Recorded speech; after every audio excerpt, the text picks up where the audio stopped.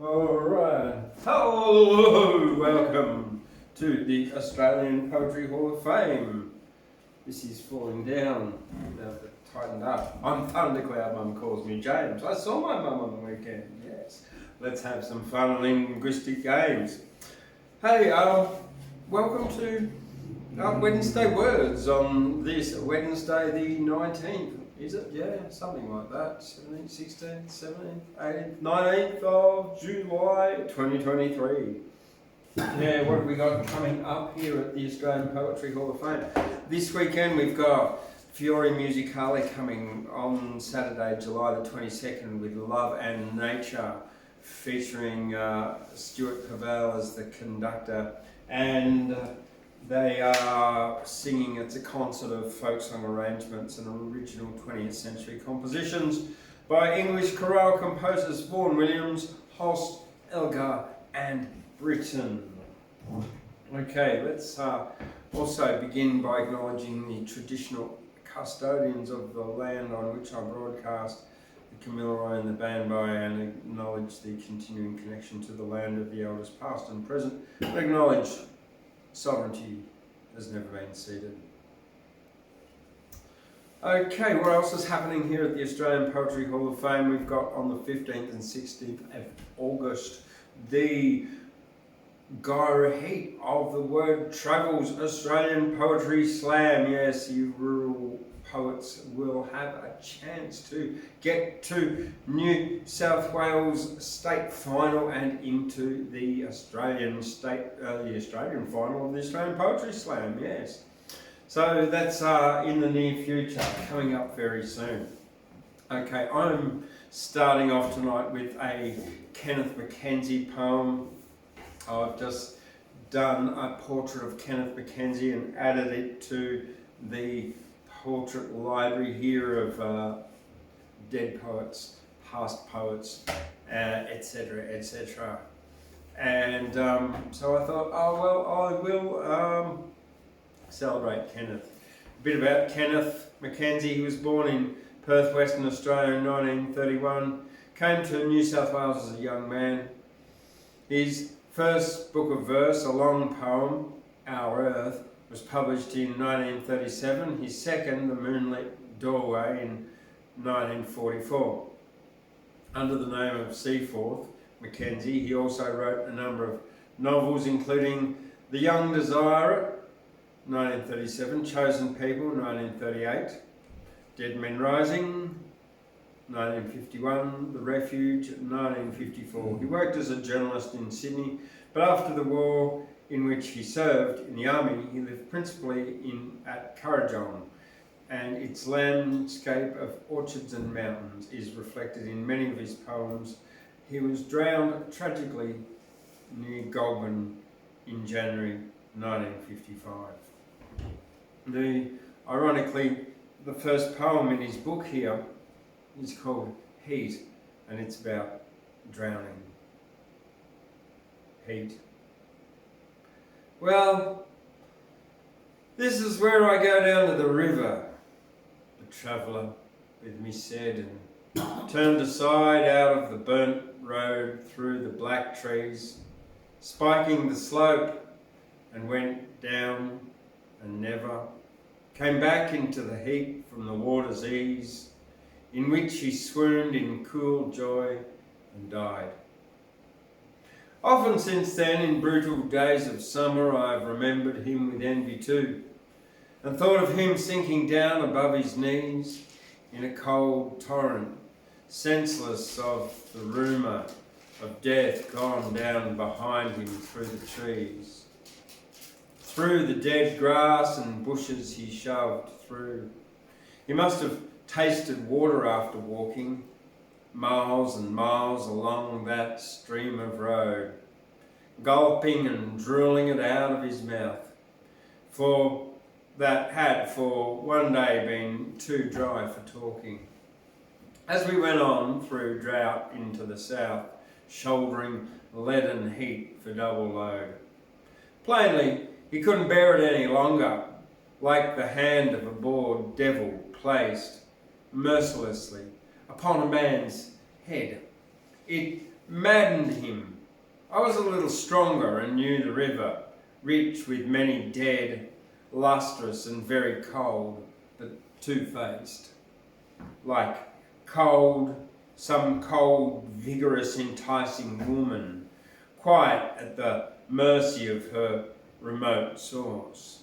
And past springs I could not warn him now, not if we were here now, I could warn no man, while those red winds and summer lightnings blow, frantic with heat, across my dogged course, into the south beside the narrow river, which has that traveller's flesh and bones and more.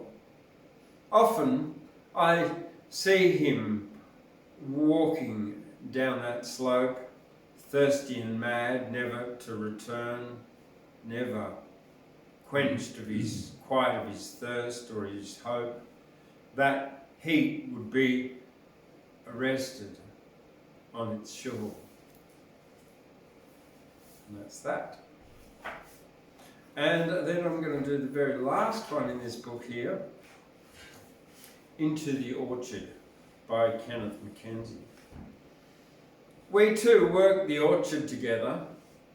The old man, in whom the pride of flesh had long since ebbed and gone, carefully stumbling along through the resplendent weather, through morning's mounting an excited crowd of gold, to the fine coronation of October noon, and on down the wistful slopes of the afternoon, the reminiscent aftermath towards his dreams.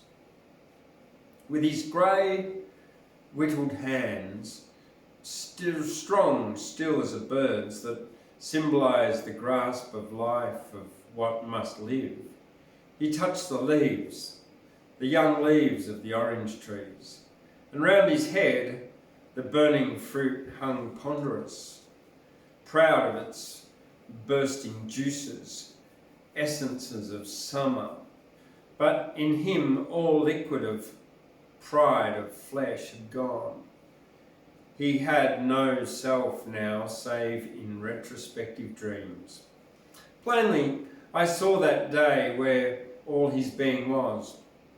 He was the trees, so pure, so innocent and young, rooted in earth, bearing on their crowns the sky's pitiless weight of blue, ranked like a young army. They were to him more real and beautiful than all his many grandchildren, more near to him than I, who worked under his hand in the October weather. Each tree his eye observed stood suddenly alone, clear, dark, attentive, on his clouding scrutiny that groped into its unimaginable heart, to feel the fluid and mysterious pulse working of being that life magically made strong, perfumed, bitter, vivid, fruitfully unique from the insentient chemistry of air and earth. There, in his very fingers ruffling through the leaves, testing the spring and weight, there in his cracked hands, was to be felt and at a distance smiled upon. Selfhood and youth, a stirring again of the old dreams, now long since dispassionately pure like air, moving among the glades of brown and green and gold in the perfection of the hot October weather. I, with my heart uplifted and aflame with the sun, my greed and pride and self-pity and envy and hope of the next century, walk without pain among the still and powerful orange trees, and be of them. My hands He hands me fruit, but does not say, "This is my flesh, my blood." But it is true that sharded rind I cover with a kick of earth and follow through time. So that's Kenneth MacKenzie, that. And now I've got one of Bessie Jennings, and last night, if you tuned into Chillin' Tuesday, you have seen I did some of Bessie Jennings' poetry last night. Bessie Jennings was only born in 1930 in Wauchope, New South Wales, and she only passed away last year. And this one here is Written Words of a Wise Old Bird, and I'll be reading this one called Euphemistically Speaking.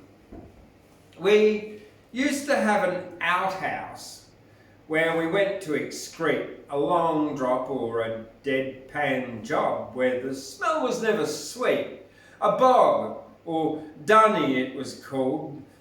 Those words were uncouth. We always called them lavatories or lavies in my youth. Now, literally, lavatory means where you go to wash, and these days even that's taboo. We talk a lot of bosh. We changed to saying toilet, that's a euphemism too. Excretion isn't table talk. In fact, a fact we always knew. Our euphemisms change. Look, once we whittled or we weed or passed some water piddle, did a number two or peed. But now there's ladies who will say I'm powdering my nose or looking for the little girl's room. I'm not one of those. I urinate or take a leak, and one old man I met points Percy at the porcelain. That's a phrase I won't forget. He went outside and said that he was watering his horse while actually watering the lemon tree, of course. I understand you're being coy, but please don't go and spoil it by asking, where's the bathroom, when you only want the toilet. So that's that. So Ashley Albanese is next, and it's just the two of us tonight. It's quaint and cosy here in Seahorse Medicine Cafe at the Australian Poetry Hall of Fame. Welcome, Ashley. Well, what can one say if one stands up without one's rulers that are in the bag over on the chair here, I think. Just imagine that something is happening. Imagine you're getting ready to publish a Swahili translation of Samuel Beckett. Well, I went and bought these especially because I keep losing them. My hypothesis is made in China from good quality hunter seams of coal. The lady who sold this to me, she said, we wouldn't use wood now and chop down the trees. So I thought really my hypothesis is that more and more of the world for kiddies as they rule up is going to be plastic. Is that the plastic rule? Here we have our second darling, our implications. Well, if you've got life that's organic, life that's inorganic, life that's wood, life that's plastic, you've still got light happening over the life, haven't you? And here we have plastic rule number 3 for testing or implications, hypothesis, implications and parameters, testing and parameters. So I suppose nature will be working that out with us and is working that out with us as a species as I speak. Some people say that the verdict's in, and others say the verdict can't quite be in yet, or perhaps ever.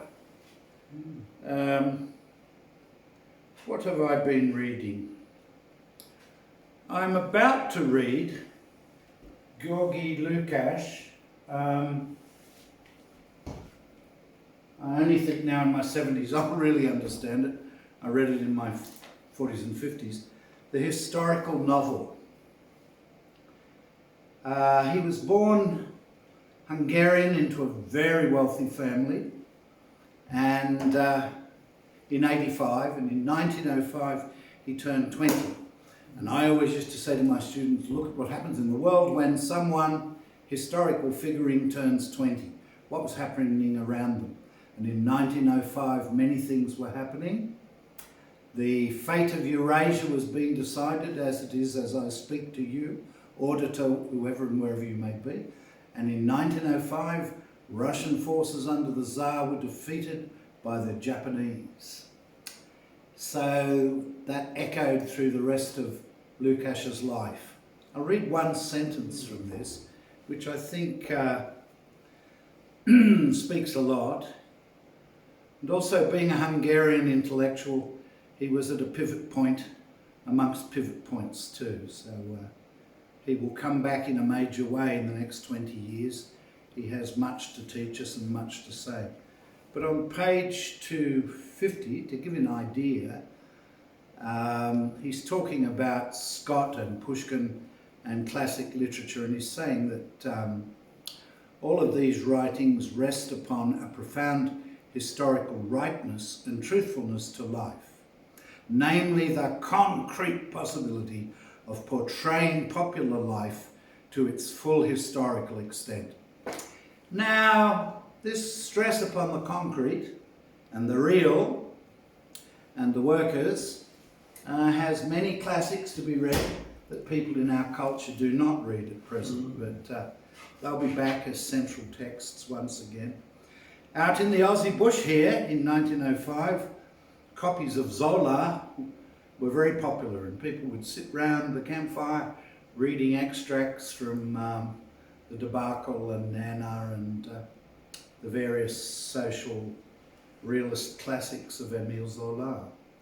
So these comments about Lukács 1905 and what I'm reading are quite relevant to the history of the bush. So, two poems. They have a connection with young womanhood and its glories and its hard to handle aspects. Hello, Handel. Hallelujah. This is Late Again by Bessie Jennings.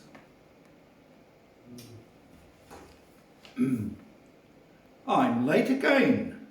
Couldn't find a thing to wear, spent 2 hours on my hair, found 4 split ends, I'm in despair, so daggy. I know I said I'd come at 2, but a dog went and hit my shoe. I couldn't wear old shoes, would you?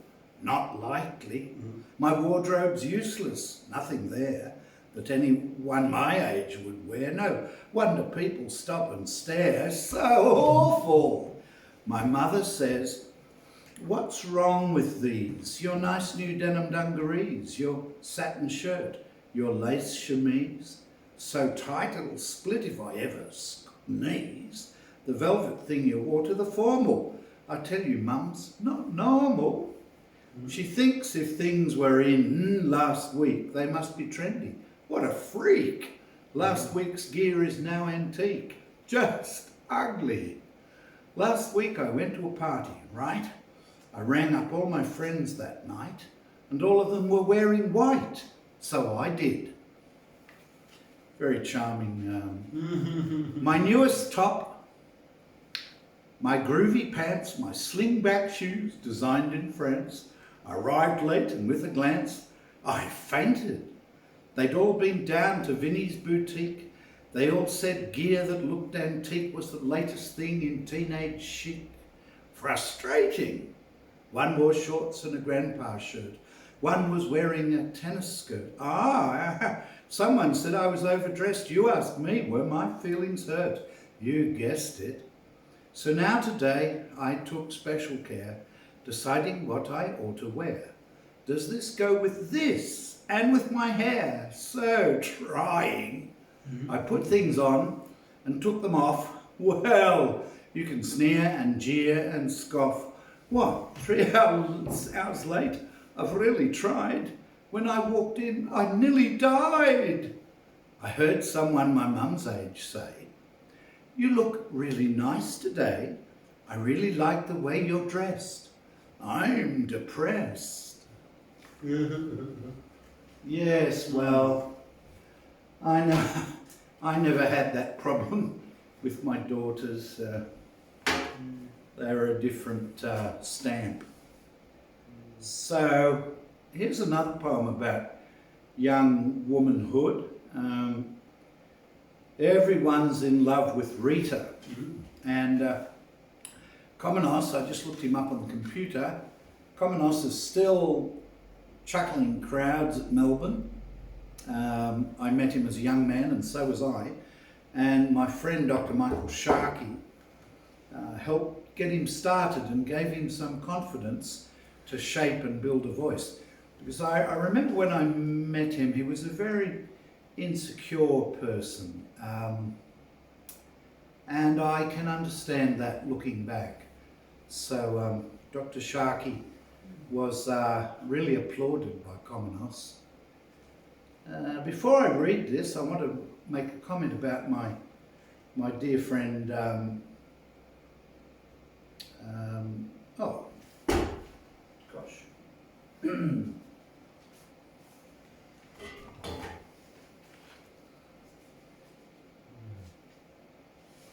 Oh, just forgotten. It's left my mind. One of my friends, they brought me news today. Tony Hardwick had died.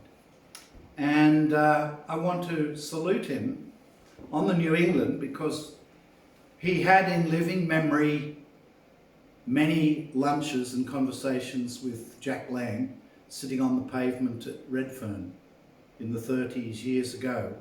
So that has gone from Australasian living memory now. I wouldn't think there'd be anyone but Tony Hardwick, who was nearly 100, who had those memories and experiences. He had many other connections to Prime Ministers and Australian political leaders, having been an important lawyer that always amazed me. So let us salute Mr. Hardwick on his journey. The other thing I've been reading is the remarkable poem of John Mansfield's, one of the most interesting things I think written in the English language in the early 20th century, Dobber.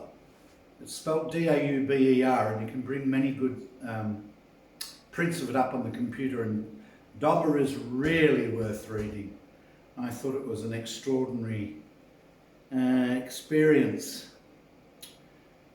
One of the things that struck me, if anyone rushes off and gives it a journey down and around Cape Horn, is that he takes a moment or a motif in Coleridge, the words "quietly shining to the quiet moon," which don't appear in the poem, of course, but that rhythm of language and that telescoping of an image keeps recurring neurotically in a poem of 700 or 800 lines. I've never experienced anything like it before. And I kept hearing all the way through Coleridge's words, "quietly shining to the quiet moon." And I'm sure Masefield did too. And he takes that little ripple of brush strokes down in the left-hand corner of English literature, and he blows it up into a vast and fascinating poem, D-A-U-B-E-R, Dauber. And I have daubed a little pointillism towards its icon and image. So everyone's in love with Rita. Komenos wrote this in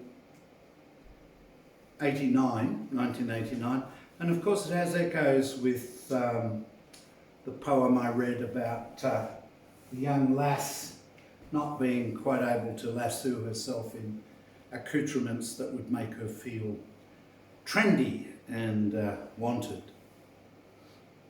by the passion of the moment. Everyone's in love with Rita. Everyone's in love with Rita. She's the market deli girl. Everyone's in love with Rita. Sweet 16, life's in a whirl. All the men they talk to Rita, watch her spin and watch her swirl. All the men in love with Rita, she's the market's favourite girl. Come and have a coffee, Rita. Come to me, my little girl. Come to me, says sleazy Peter to the bright young Delhi girl. Always smiling sweetly, Rita, long dark hair and baby curls. All the men lust over Rita, she's the market Delhi girl. Butcher boys, they say to Rita, come to visit us, my girl. No one else could be much sweeter than the market Delhi girl.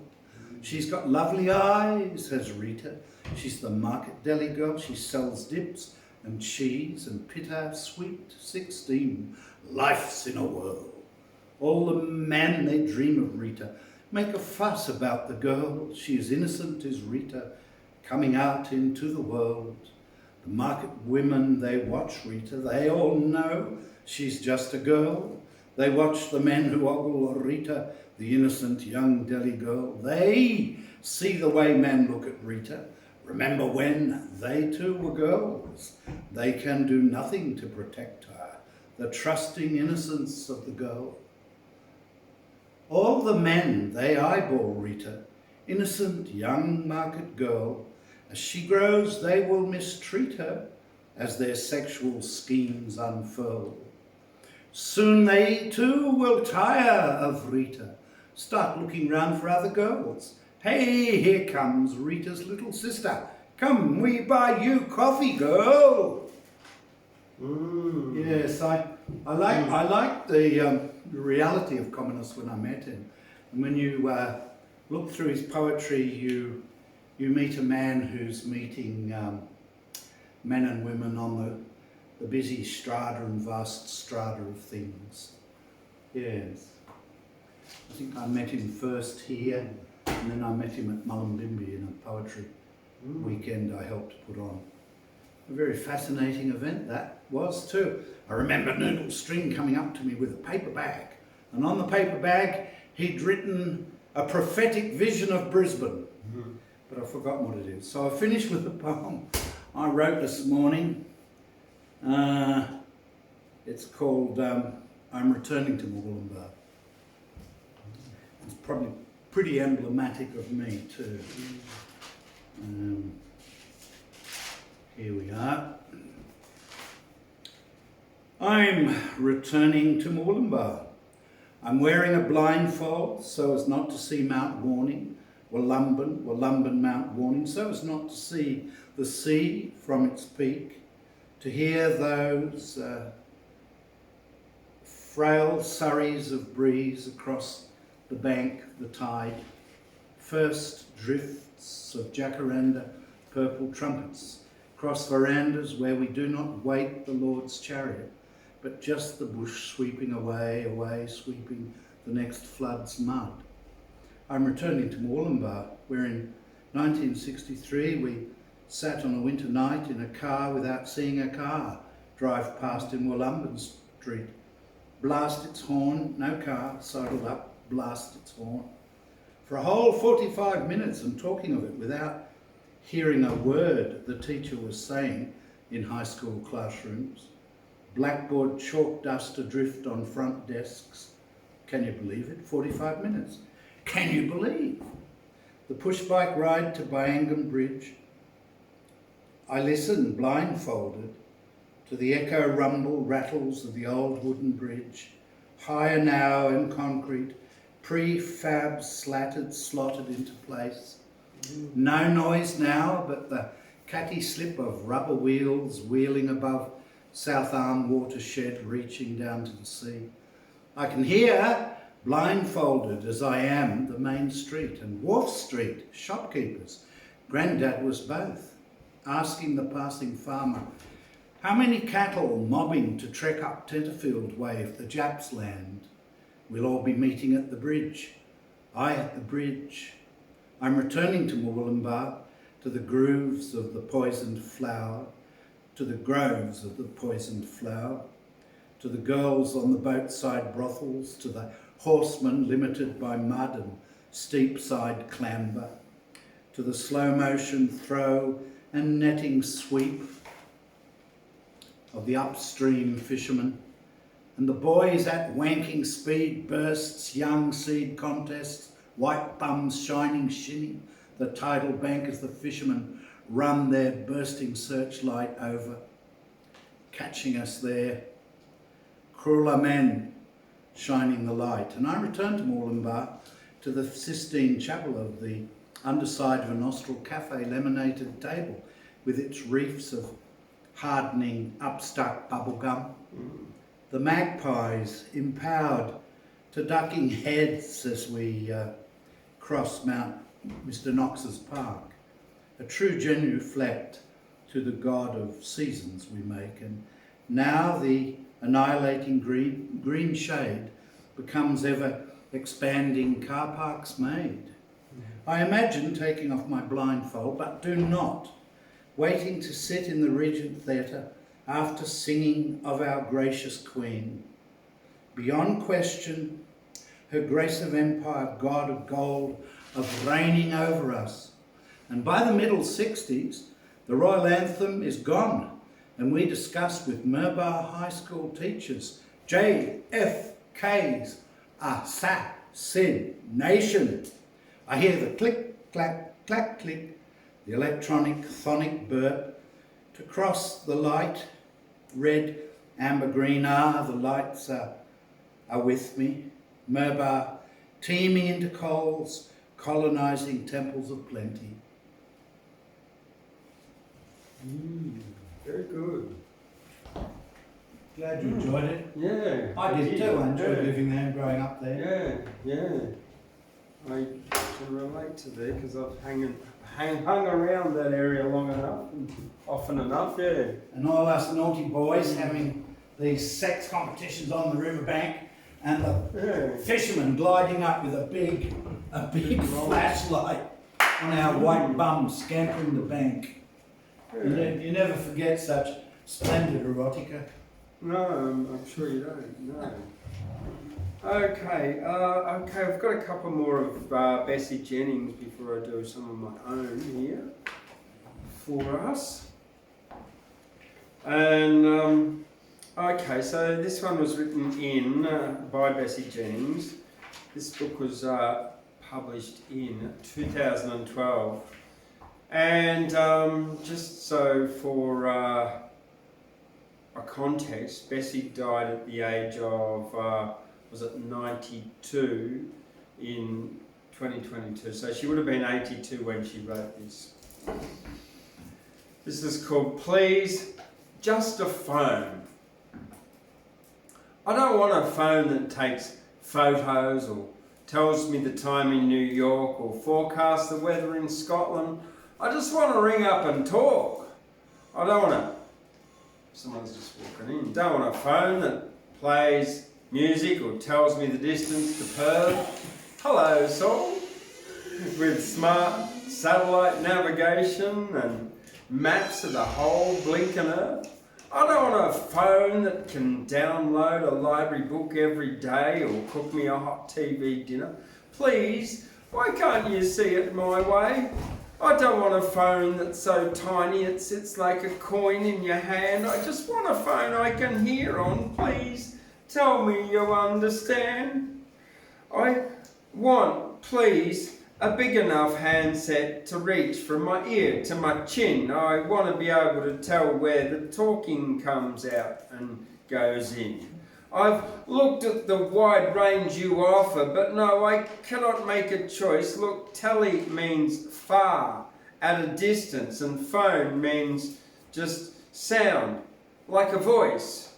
I don't want a phone that plays movies or shows I can watch on TV. I don't want the same phone that you've got. I just want a phone that suits me. So that's for all those people with phone literacy problems, smartphone literacy problems, technological literacy problems. Laughter clubs. Oh, this is good, yeah. They're setting up these laughter clubs. It's all over this vast continent. The management is confident the timing of it's provident. But now I think it's pertinent that I inquire of management, is lots of laughter really meant to help if you're incontinent? I've set a funny precedent, perhaps my sense of humour's bent. I've wet myself, so please relent, I should have gone before I went. My pelvic floor must be content, tell every lady, child and gent. First, spend a penny to prevent an inconvenient accident. Yes, it is, yeah.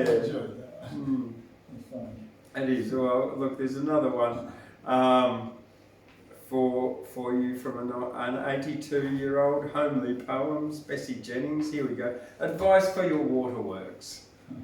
Every day, if you are wise, you'll do the special exercise. Lift the pelvic floor below, pull it up, then let it go. 3 times fast, then 3 times slow. Do the set 3 times a day when at home or at work or play.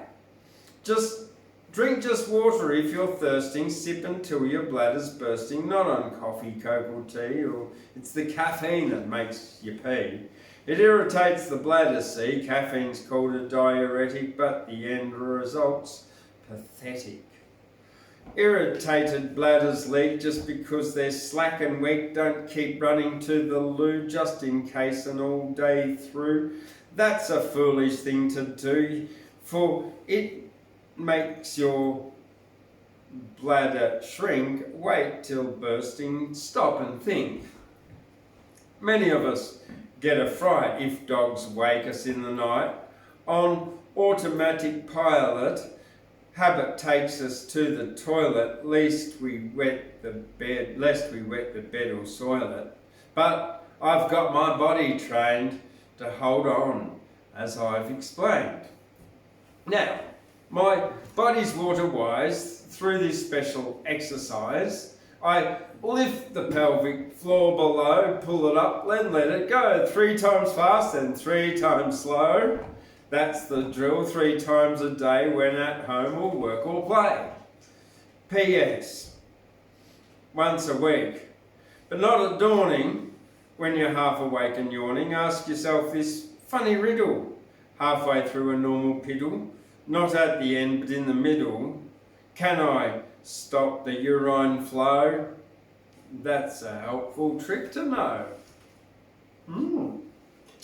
So there you go.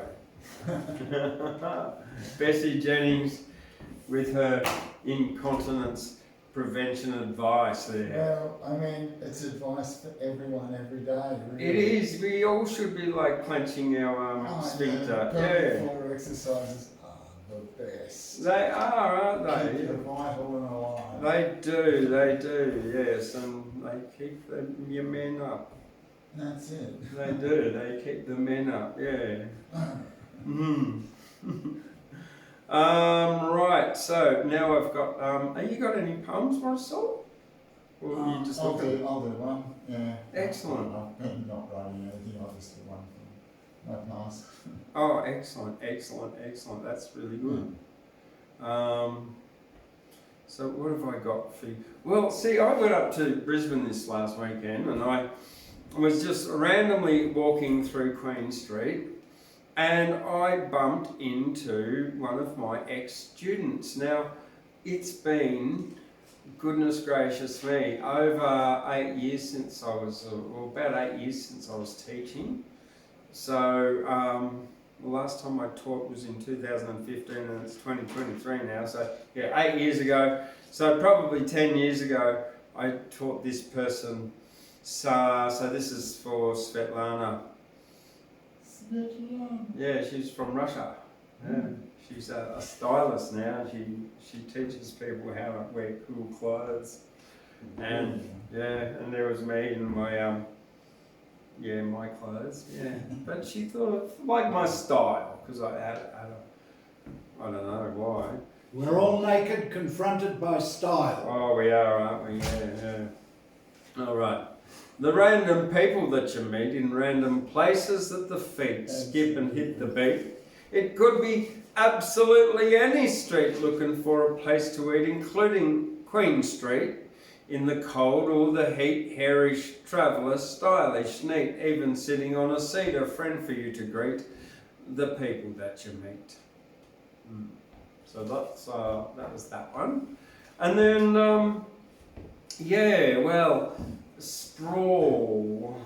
It's nowhere near as good as Les Murray's poem Sprawl, but this was written just on the bus, getting the bus out of Brisbane through Ipswich, that's right. Appalled by sprawl. Empires rise and fall. Springfield, Deebing, Creek and all. Burial ground. Trespassing prohibited. Amberley Air Force Base. Willowbank. Mobile home place. Board. That was it. But I will just refer everyone there to Deebing Creek. That's Deebing Creek, and it was at one stage an Aboriginal mission back last century, and there's a burial ground there as well. And as the Springfield development mega ultra satellite city develops, they're going in there and bulldozing it, and so there's been a bit of a protest for quite a number of years to protect that area at Deebing Creek. So, all right. It's not a huge area, is it? Can't it be got round or I'm not too sure. put in a bubble? I don't know. A glass bubble? I haven't got a clue. Right. You just went past them. I just know the people who were there camping there. They're Yeah. unhappy. How long's it been going Well, on? a number of Fight about years. it? Yeah, Years. quite a number of years. Yeah. Mm. Yeah. Well, Saul, you would have come up. I've really only got one left to go for myself. Oh, well, I'll come up if you like. I object to that poem's ending. Yeah. You need to keep writing that. You've got one panel of 7 panels. Yeah. You can't end it with just board. No. There was board B-O-R-E-D and then B-O-A-R. No, fair enough. I hadn't got that. That's Yeah, fair enough. but that was But it's good, and it does deserve another 6 panels. Yeah, it certainly could do with Thank more. you, James. You're welcome. Thank you, Saul. Hello, world. Hello. I've just got a few little sort of Yeah. little What can we do about it? philosophical ones. But I haven't quite finished reading this as my little practice run, so okay, I'll read both verses. Okay. Beauty lies in every breath we breathe. It's in the eyes of your lover. It's in the breeze that blows in the trees. No hopes, no hope. I hope to find the truth. Life is full of what we do, not what we hope comes true. So what does it mean to be happy? What does it mean to be free? What do you want to be happy? What do you want to be free? So many answers on our breath. We all believe that we breathe the truth. Life is full of what we do, not what we hope comes true.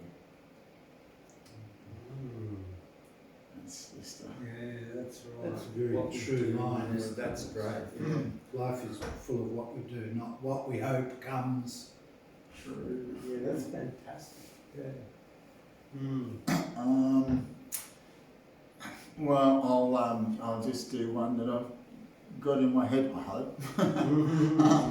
This one's one I wrote many years ago when I was talking to a fella who was really, really down and out and just sort of like,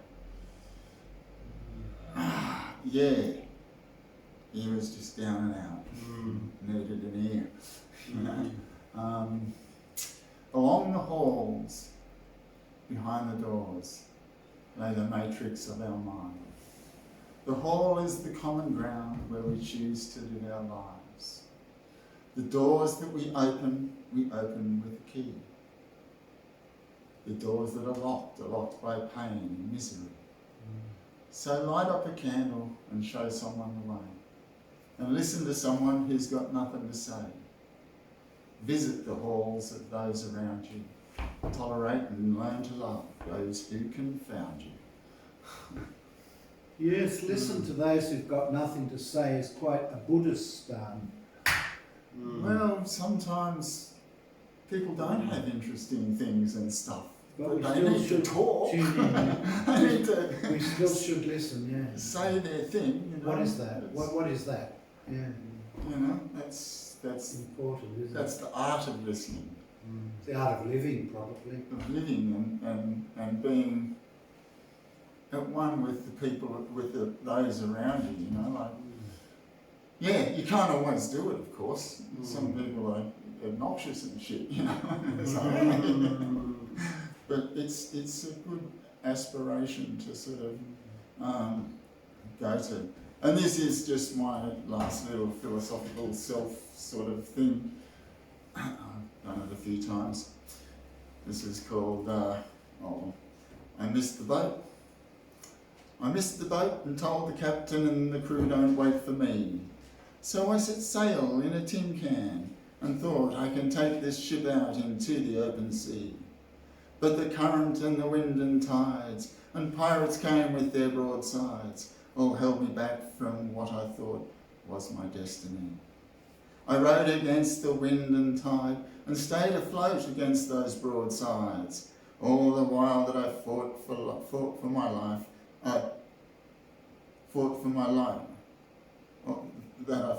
My life was laid out before my eyes. As I survived, I grew wise. Then I realised, to my surprise, I had become the captain of the good ship on the sea of destiny. Thank you, ladies and gentlemen. It's my little offering for the night. Okay. Thank you very much, Saul. I'm glad you could make it up here. Oh, yeah. We've got Sky's gone up to Gympie to see, to the Sunshine Coast to see her dad. So, so she's not here. It's Gladys's birthday, but she's not here. She's off partying, if I know Gladys. Oh, she would be at a doof somewhere, yeah. Yeah. All right. Now, as you get off from the bus at Roma Street in Brisbane to head off to Stanthorpe, you go through Roma Street past the police headquarters, and you see a rather large amount of a few police people, policemans and womans. I don't know, Police persons. Policers, yeah. And my walking great-grandmother's ghost, Yeah, and there's this, Lizzie Albertini. the most grottiest looking coffee machine doorway. It's just so much litter in Brisbane compared to say Armadale or Gyra, which is immaculately clean. I see the few things that I see around here, I used to think was a bit dirty when I see it, but when I go to Brisbane I go and then Sydney's worse. And it never used to be that bad, but I don't know. But so anyway, there's this grotty window with a coffee machine, bacon and egg roll and a coffee for $7. So this one it's Sky's not here. This is a Sky poem. It's called Dead Pig. Winter is a crime for those who stand and toe the line, walk the beat. Roma Street, the feet, defeat, bacon and eggs or donuts to eat as a treat. Feel the heat. Having a dig, eat pig. Pig eat pig. So here is the deal.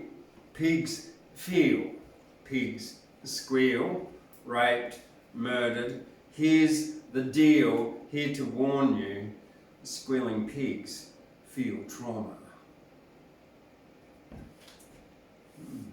It's got sort of double meaning in that one. From sort of two sort of sides, you know what I mean? Yeah. From the Roma Street side. From the Roma Street side as well, you know. Yeah. One guy I know, his job was what do you call accident investigation. So he goes around and like, you know, scrapes brains off steering wheels and stuff like that, and measures skid marks and etc. Yeah, and so so we do have to have compassion even for everybody, even places who put themselves in terrible situations and have very high suicide rate, don't they? The police wouldn't have a suicide rate close to dentists, do they?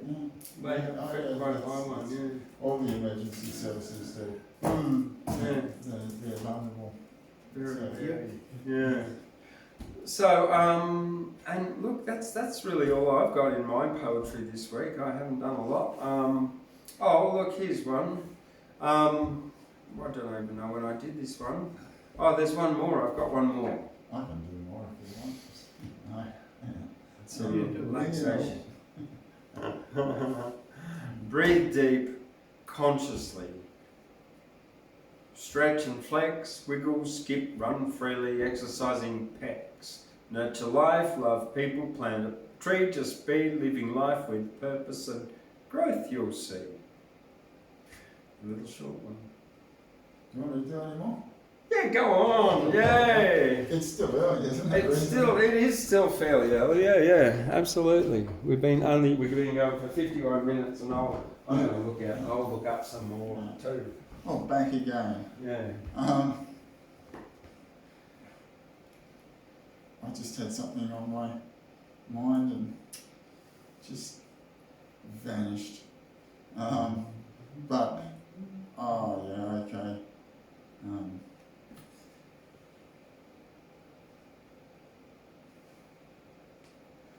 What's it called? This is called Unprepared.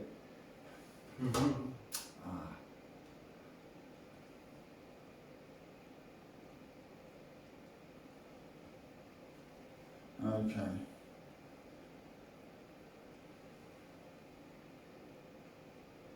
I just enjoy reading this poem, and it's sort of, I'm sure many of us have had nights like this, where you just sort of, you're out there and you got no punchline. My thoughts tonight as I am lying in my bed extend to you in imaginings running naked through my head. The hots I have for you right now leave the tinderbox to shame.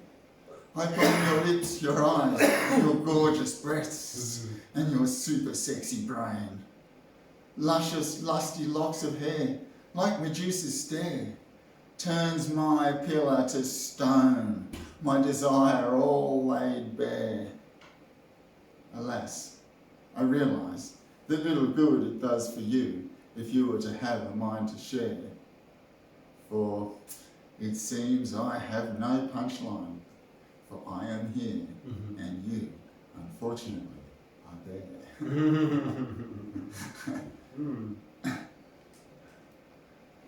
Now, if there's anyone out there who hasn't had that experience, I'd like to know. Well, you know, of course it's a bit gender specific, but yeah.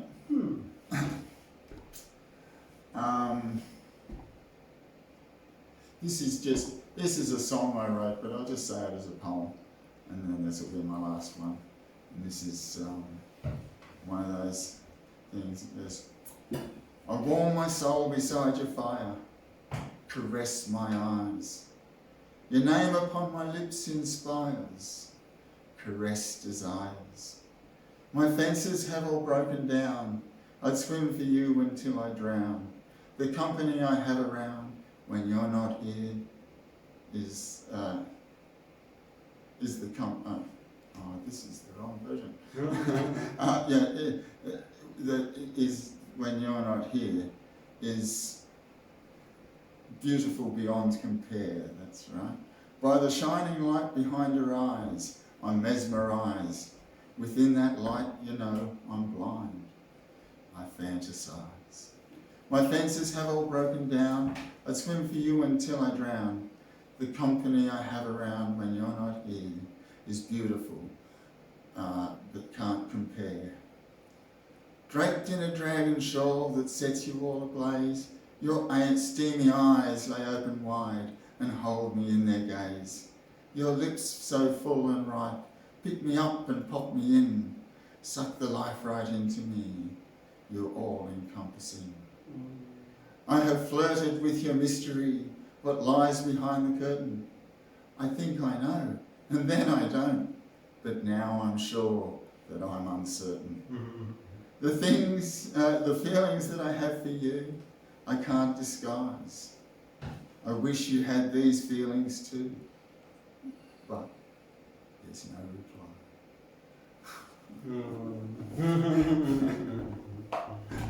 Oh, well.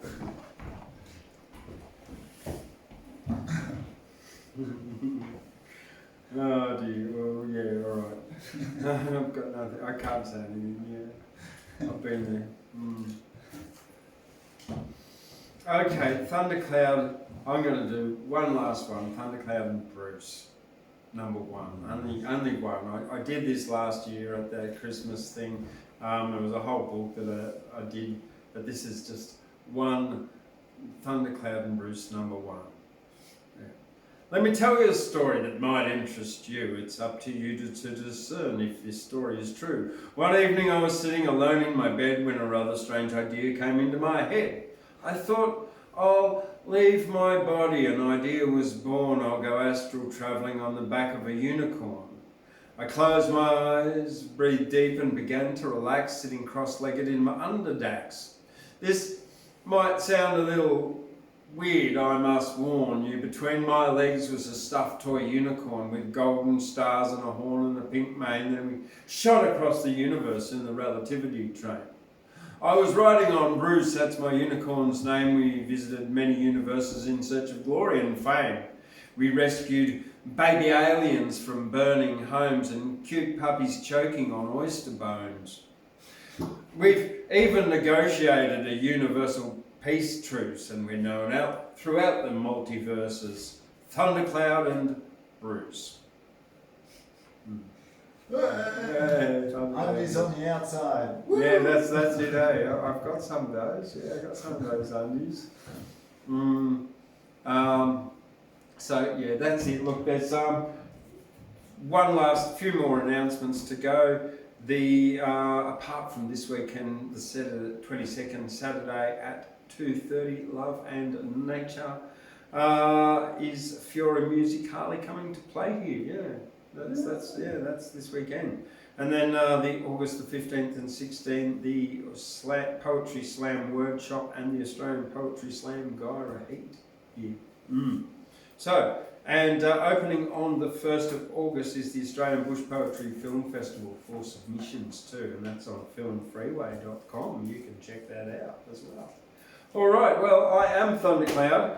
Bruce is not here at the moment. She's down in my bedroom.